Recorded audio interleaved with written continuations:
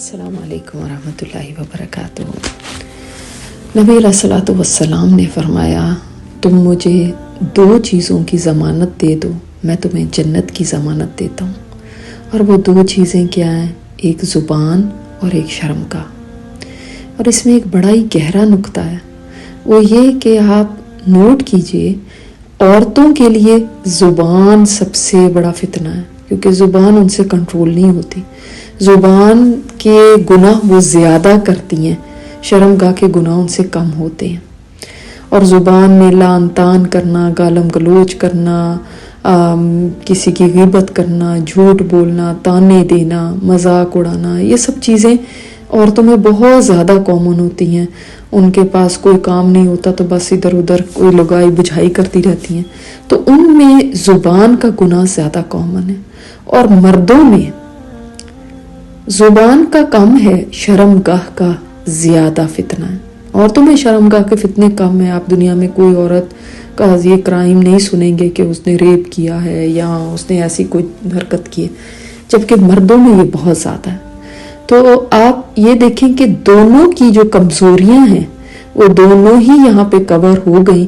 عورتوں کی کمزوری زبان، وہ اپنی زبان پہ کنٹرول زیادہ رکھیں۔ مردوں کی کمزوری شرمگاہ، وہ اس کے گناہوں سے بچیں۔ اور اس کے اندر تمام قسم کے ایسے گناہ آ جاتے ہیں جو اس سے متعلق ہیں، جس میں زنا بھی ہے، فعل قوم لوط بھی ہے، جس میں اور چھپ کے کیے جانے والے گناہ بھی ہیں، پورنوگرافی دیکھنا بھی ہے، بے حیائی کی اور جتنی بھی قسمیں ہیں وہ ساری اس میں آ جاتی ہیں۔ کیونکہ کبھی انسان آنکھ کا زنا کرتا ہے، کبھی کان کا زنا کرتا ہے، کبھی زبان کا زنا کرتا ہے۔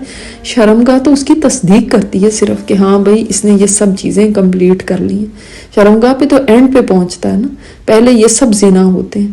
تو جو انسان اس راستے پہ چل پڑے وہ اینڈ اپ اس پہ ہوتا ہے۔ اسی لیے لا تقربوا الزنا کہا گیا ہے کہ زنا کے قریب بھی نہ جاؤ، یعنی اس راستے کو بھی نہ اپناؤ جس کے اینڈ میں جا کے زنا ہے۔ انسان جب آنکھوں کا زنا کرتا ہے تو وہ یہ سوچتا ہے کہ میں وہ زنا تو نہیں کر رہا نا شرمگاہ کا، تو آنکھوں سے ہی کر رہا ہوں نا، تو کیا ہو گیا۔ یا کانوں سے ایسی باتیں سنتا ہے تو وہ یہ نہیں سوچتا کہ یہ بھی وہیں کو لیڈ کر رہا ہے، یہ بھی آگے جا کے اس زنا کے دروازے کھول رہا ہے جو شرمگاہ کا زنا ہے۔ لہٰذا یہ نہیں کہا گیا زنا نہ کرو، یہ کہا گیا اس کے قریب بھی نہیں پھٹکنا، یعنی اس کے سارے راستے بند کر دو۔ اور شیطان انسان کو اس کی کمزوری سے آ لیتا ہے۔ عورتوں کی کمزوری شرمگاہ کے گناہ نہیں ہیں اتنے، لہٰذا ان کو زبان کے گناہوں میں مبتلا کرتا ہے۔ مردوں کی کمزوری زیادہ، شرمگاہ کے گناہ زیادہ، ان کے سامنے یہ چیزیں لے کر آتا ہے۔ اور یاد رکھیے، جتنا آپ اللہ تعالیٰ کے قریب ہونے کا سفر کریں گے، شیطان اس قدر ہی آپ کے اوپر زیادہ حملے کرے گا۔ شیطان کو کیوں ایسے ایک حکایت ہے کہ کیوں کہا گیا کہ وہ کسی نے کہا کہ مسجد کے باہر بیٹھا تھا تو اس سے پوچھا گیا تم یہاں کیا کر رہے ہو، تمہیں تو کسی کلب میں ہونا چاہیے، شراب خانے میں، کسی جگہ۔ تو اس نے کہا نہیں، وہ تو پہلے ہی میرے قابو میں ہے، اصل تو میں ان کو قابو کرنے آیا ہوں۔ یعنی شیطان ان لوگوں کے پیچھے اتنا نہیں پڑتا کیونکہ وہ تو آلریڈی اس راستے پہ چل چکے ہیں، جو برائی کے راستے پہ۔ جو نیکی کے راستے پہ آتا ہے وہ سوچتا ہے یہ ہے میرا اصل ٹارگٹ، ہدف میرا یہ ہے کہ میں ان کو پھسلاؤں، ان کو اس راستے سے ہٹاؤں۔ اور وہ پھر چور دروازوں سے آتا ہے، ایسی چیزیں ان کو سجھاتا ہے کہ جو لوگوں کی نظروں سے چھپی ہوں، جن کو صرف اللہ تعالیٰ جانتا۔ کیونکہ ان لوگوں کو یہ ڈر ہوتا ہے کہ لوگوں کے سامنے ہم ایکسپوز نہ ہو جائیں، لوگوں کے سامنے ہماری رسوائی نہ ہو، لہٰذا چور دروازوں سے، ایسی جگہوں سے انسان کو پھسلاتا ہے کہ دیکھو اس کے اندر تو کسی کو پتہ ہی نہیں چلے گا، یہ تو چھپ کے کرنے والی بات ہے، بھرم بھی رہ جائے گا، سب کے سامنے نیک بھی کہلاؤ گے اور پیچھے یہ سب بھی ہو رہا ہوگا۔